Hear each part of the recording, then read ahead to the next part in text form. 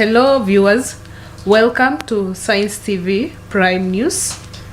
My name is Catherine NGOVI, sign language interpreter is Jedida Wafula. Now, let's focus on the news. President William Ruto has said the government will intensify its focus on road connectivity to boost access to resources and services and guarantee farmers, especially of fresh produce, better income. The president spoke while addressing residents in Boiman in Olejorok, where he launched the tamaking of the Boiman Kwamumbi Road.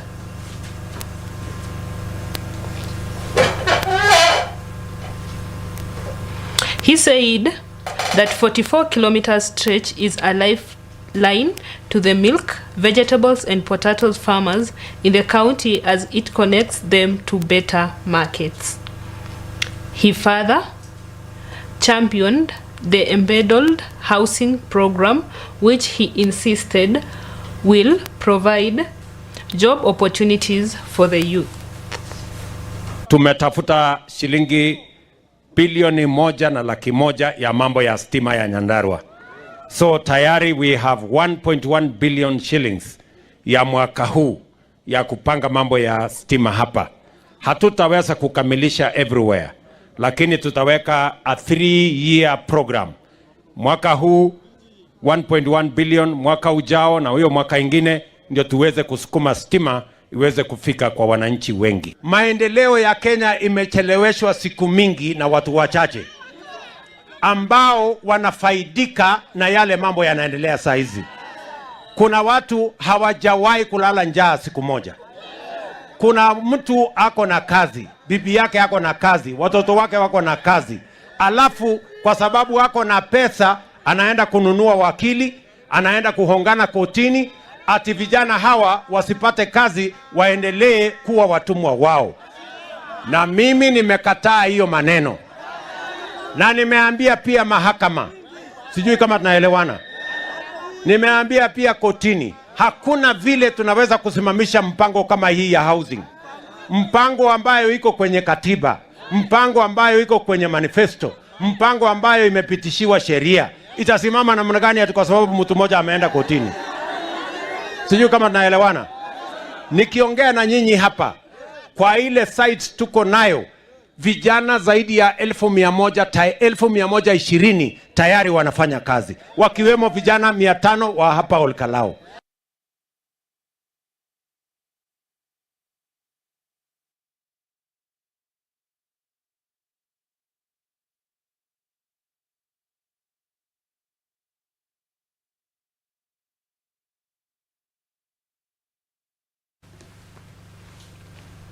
On to the next news item.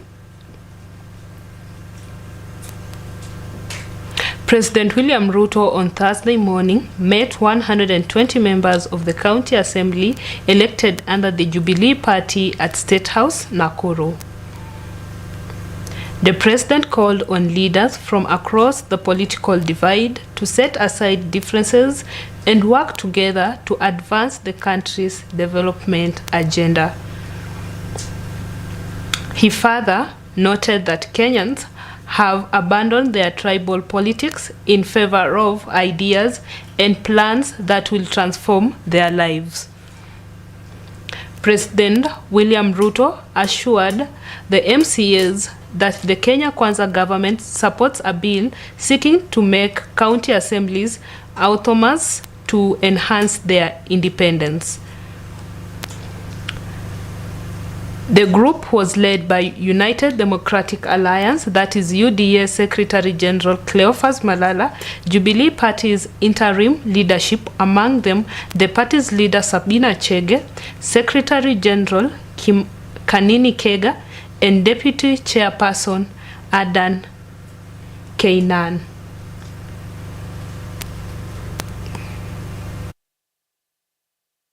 Mimi si kukupatia kura. Na wengi hapa nikiwaangalia hivi tulikuwa tumeenda ijia hiyo. Ukweli ama si ukweli? But we want to say, Your Excellency, we have made a conscious decision. Tumeangalia. Tukitoka hapa tuangalie mbele. Tuangalie mbele kama Jubilee kwa sababu hatuwezi rudi kule tulitoka sasa. We have our patron. It's only that we found a difficult situation that was created by the former administration. We cannot keep on complaining about it. We just have to improve on what we found. So the beginning is a little bit difficult. I hear many people say, oh, kuna shida mingi, kuna problem nyingi. The only problem we have in Kenya ni madeni. That's the only problem. And that is what has hidden my head for the last 1 year. Because if you are collecting, if for every 10 shillings you collect, 7 shillings unaenda kulipa madeni, there is a problem, isn't it?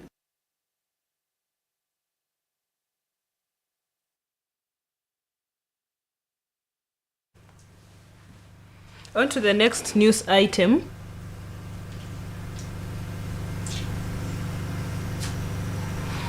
"14 needy students from Game, Wagai sub-county will have part of their school fees paid by a non-governmental organization named Shining Hopes for Community, SHOFCO.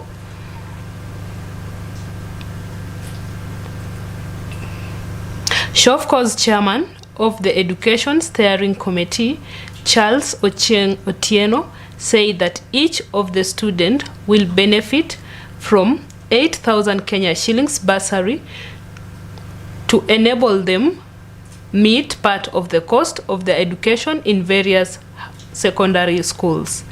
Speaking at Wagai Trading Center in Siaya County during the disbursement of the salary, Ochieng said the bursary was from the cash raised by the members of the NGO to benefit needy students.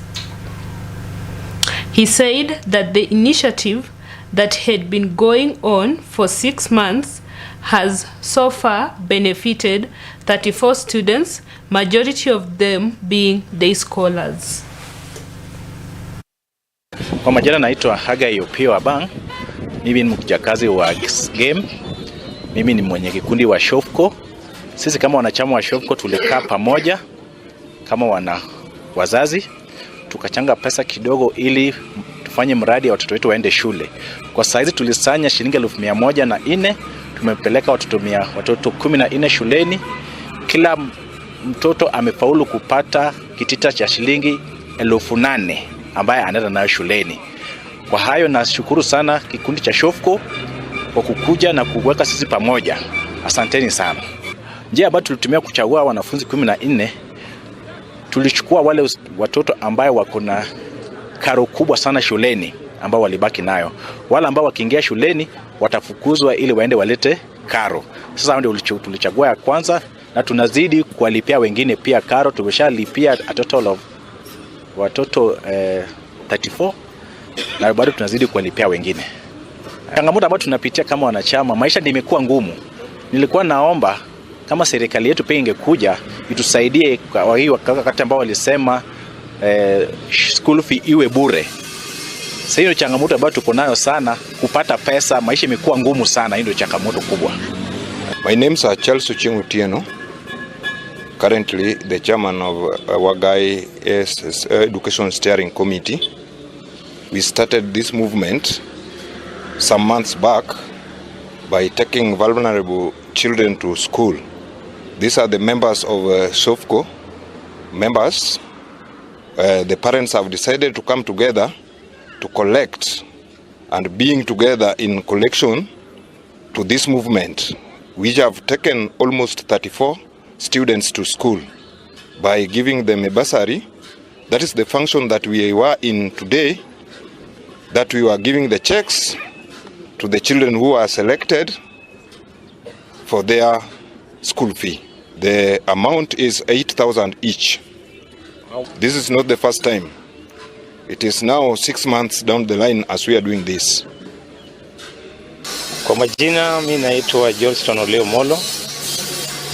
I'm the chair county chairman. Tibet schools, we selected our boys and girls, those who are vulnerable, to join the Tibet because they are members of SHOFCO. and we have already taken them to school. Some are now doing their final exams, and by soon we are going to get slots so that we can give others who are venerable and children of members to join too. So it is a program of 5 years of schools, of young men and young women to do whatever they can do and help them in their future.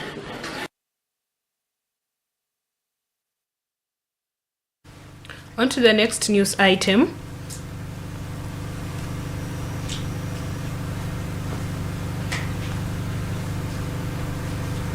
TechLit Africa, in partnership with Amagoro Primary School alumnus, have launched an initiative which aims to ensure digital literacy becoming a reality to school-going children at Amagoro area to boost CBC implementation and expose them to global educational world. The timely move comes at a time when most schools in Kenya have started embracing online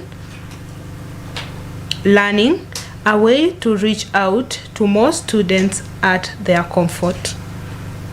Speaking to the parents at the school during the commissioning of the ICT lab, which is set to benefit over 700 pupils, Dr. Sheran Amai Oradu, who was the chief guest, said the implementation of this technology literacy computer lab was made possible by TechLit Africa in collaboration with Oradu Foundation and the Amagoro Primary School alumni. As we are all aware, nowadays learning is moving digital, where learners are able to engage with books in the absence of the teachers. So this is the project that we have been missing for quite some time, but I believe now, as the pioneers, or as the school that we are enjoying the computer lab for the first time, we really want to utilize the computer lab to ensure that we enhance learning in our school. Since the project was introduced at the Amagoro Primary School, we have had so many positive changes. Like, for example, learners are able to do their own revision, and this can be seen from the results of last year. If you look at our performance before and our performance after the introduction of the computer lab, where learners are able to engage for themselves, we were able to emerge as the best public school in our sub-county last year. And I believe this is because of the idea where learners are able to engage even when they are at home. They are able to use their parents' gadgets because of the idea that they learned at school, so they are able to do their own revision. This is a noble idea where I want to encourage most of the leadership around. If we can buy an idea, we can help our community come forward. Because the only way we can compete favorably this time is by exposing to our learners of what is happening. A few years ago, On to the next news item.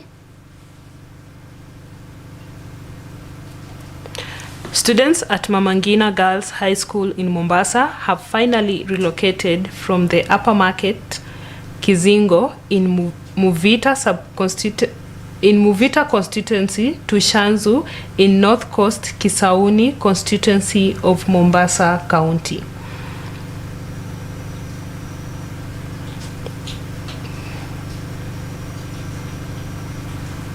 Mama Ngina Girls, currently the only girls boarding national school in Mombasa, was squeezed within a less than an acre piece of land in Kizingo, Mombasa Island, Muvita constituency.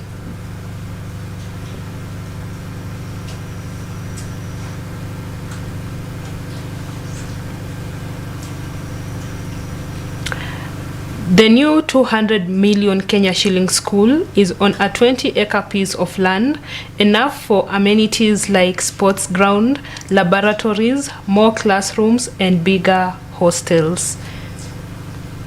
Addressing the media during the opening of the school, Mama Ngina Girls Chief Principal Mwanahamisi Omar said the school has 20 tuition blocks,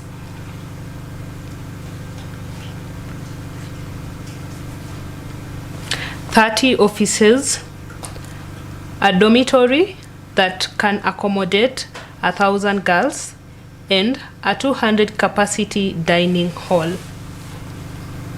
Missy Omar, the Chief Principal, Mama Ngina Girls High School, and we are opening our school today, having relocated from the old school to this new school in Shanzu.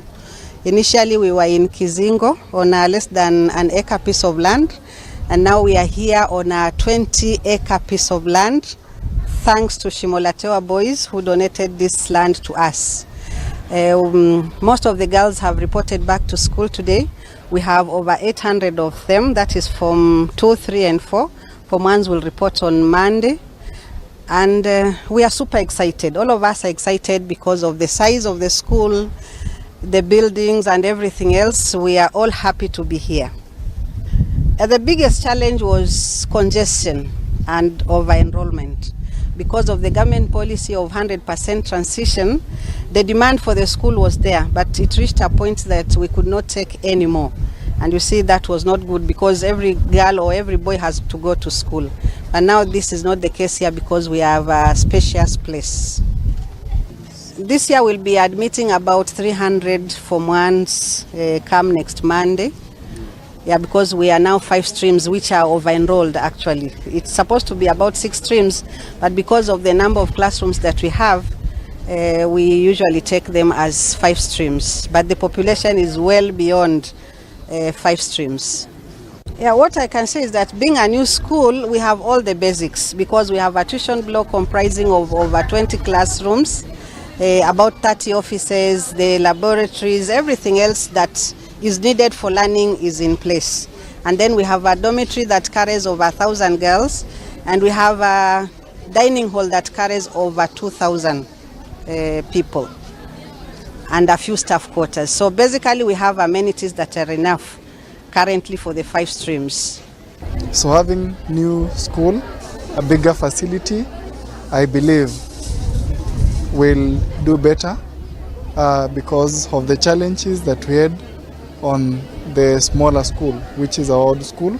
So we had the challenges of congestion, and we know with congestion we have issues of we have mental health, fatigue, students becoming aggressive in some way. So they'd be free because of participation in issues to do with games and co-curricular activities, because we have a bigger field, so that will help them relieve their stress and perform better. As a parent, I am very excited because of the trend of the school with good performance. Shifting from a smaller place to such a big institution makes us being optimistic about the performance. The administration of the school, they are very hardworking. The school principal and the teachers are devoted to performance. The students of the school should be the most disciplined I've ever seen in my life.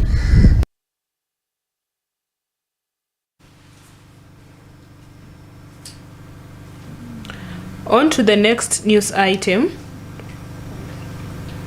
Residents from Gatwambu village, Ndia constituency, Kirinyaga County have gone on a strike closing down Getuya Road, the road connecting Baricho, Gagumo and Kiamaina, citing its poor condition.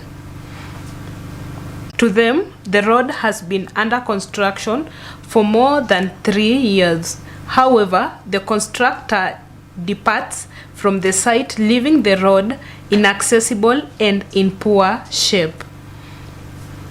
Residents claim that due to poor condition of the road, they are unable to market their product. Shida yetu asubuhi ya leo ni vile contractor mwenye alikuwa anatengeneza hii barabara alitoroka. Na hatujui kwa nini alitoroka. Tuliamka tukakuta matrakta yote imeenda, magari hakuna, lori za maji hakuna, na vile vumbi imejaa huku. Tukaona hai Afadhali serikali tutetee. Njuu hii barabara ilikuwa inatengenezwa na tayari wameacha na wameenda. Sisi tunataka tutetewe. Contractor arundi atumalizie barabara. Njuu hii barabara hakuna haja ianzishwe alafu iachiliwe. Tunataka imaliziwe. Na shida yetu na hii barabara ni kwamba hawa contractors wamekuja kwa muda, wanakuja wanaenda. Tuko na wanafunzi tunaendelea huku juu. Sasa hii wengine wa leo wamekuja mguu. Contractor akikuja na wakaweka hii mawe anaenda. Sisi ni wakulima wa kahawa. Bei ya kupandisha kahawa kutoka hapa kwenda Ketuya ni 200 kwa dudu. Tunauliza, tulichaguana. Tunawekewa mawe inaacho, tunawekewa mawe inaacho. Afadhali wenye ilikuwa na maram angalau tungekuwa tunajipelekea kwa mguu tunarudi. Lakini kwa sasa hii mawe tunaachiwa mawe wanarudi. Sisi tulichaguana. Matrakta zilikuwa hapa, sasa zimehamishwa zimepelekwa barabara nyingine. Hii shida yetu ni moja tu. Mawe huwa inaharibu mashini yetu za barabara, pikipiki na kaa tukutuku kaa hii niko nayo saa hii. Ukiangalia miguu yake iko na shida. Sasa makontrakta wanakuja wanagusa barabara alafu wanaachana nayo. Sasa tunashindwa kani serikali ni pesa zimekuliwa ama nini, hatujui hivyo. Ngojea kwanza muelezewe, muelezewe ndiye mkijua kama iko kitu ya haki mfuate.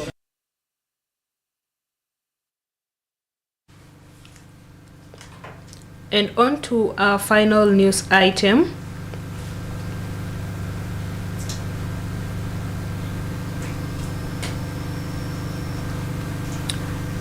Abagusi spokesperson in the coastal region, Evans Momanyi, has called on Mombasa Governor Abdul services delivered to Mombasa residents irrespective of political background. Speaking during the congregation, the Abagusi Point man pledged to politically unite all communities and religions living in the county in order for them to get services from the county government easily without prejudice or preference. Momanyi further vowed to work closely with leaders in the county so as to bring meaningful development to the residents of Mombasa. Kama Sakawa, jina ambalo nimepewa rasmi ya jamii, nitalinda ngao za Omugusi ndani na nje ya Mombasa.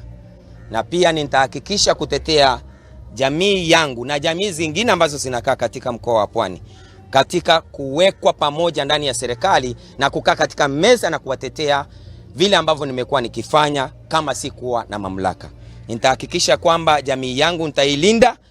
Na hapa wazee wamefanya kimila ya kintamaduni, kumaanisha kwamba kwa sasa nitafanya kazi kufuatilia wao na kuwauliza opinion advisory, kama vile King David alikuwa na wazee 24 ambao walikuwa wanamuadvise katika decision making. Pili, nitaungana na viongozi wote. Huu ni mwamko mpya wa uongozi mpya wa karne ya 21st century, kwamba kijana anachipukuza anataka kuhakikisha Mijikenda ambaye anakaa Mombasa yeye pia amekuwa included. Kwa hivyo kama uongozi wa Mijikenda utatoka kupitia mimi, kwa sababu mimi jina lile ambalo nimepewa na jamii ni jina la prophetic name. It is Sakawa, a prophetic name, a prophet, someone who can foretell for the future of the community. Nitalinda ngao na nitahakikisha kwamba nitatetea kila mtu bila kumbagua dini, rangi, mahali anakotoka.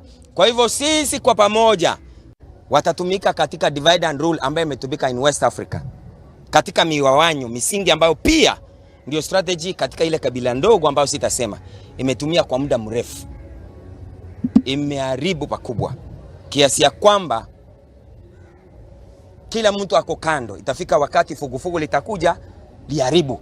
Lakini kwa sasa hii ni mfumo mpya wa karne ya 21 ya mtazamo mpya. Ndio maana tumeleta hisia mpya kama Sakawa, jina ambalo nimepewa na mzee wangu, elder nayo na wazee ambao wako hapa. Ninajua vizuri sana na niko vizuri mpaka saa zingine mimi mwenyewe ulia kwa uchungu kuona jamii zangu zimeingia katika lindi ya vijana wengine pia wakisi wameingia katika kukata watu mapanga. Ndoa za watoto wetu wa kisichana ambao umri wa miaka 18 wavulana wamedivorce, wameachana, watoto wanafanya kazi ya umalaya hapa Likoni na sehemu zingine. Ni kitu mimi kama kijana inaniumiza katika roho yangu. Ndio maana nimeleta huu msukumo kwa hususani kubadilisha hisia kama kijana na pia kusaidiana na wazee, kwa sababu siwezi songa mbele bila wazee. Sisi wa Kisii shida moja tu tuko nayo ambaye mshikamano ndio hatuna. Lakini mshikamano wa leo, siku ya leo, huyu kijana ngawaje niamuswa tu nikiba nalala kama mzee, ananiambia wewe njoo, kwa sababu anajua mimi nampenda. Tangu zamani kamwambia wewe bila na kuona mambo yako ni mazuri. Wengine tu sawa jaribu wakatushinda, lakini mshikamano wa Kisii kupitia huyu tutasonga na huyu atashikanisha watu wote. Kile kitu mkubwa muhimu ambacho ningeuliza mzee afanye. Let's have a short break and after that we will have sports news.